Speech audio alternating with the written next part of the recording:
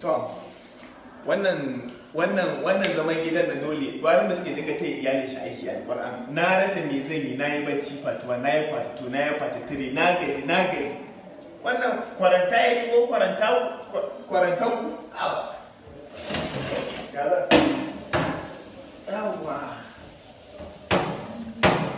kai wannan kuma ka kai wancan a duk corona dan zaka Allah ki taimaka ki kuma da kasan ki taimaki rayuwar mu mun tuba dan Allah dan annabi Allah ba zai kone ba ko ka san fa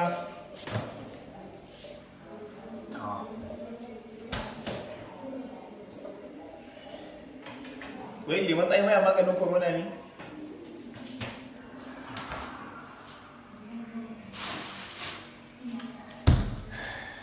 alquran na gaji gashi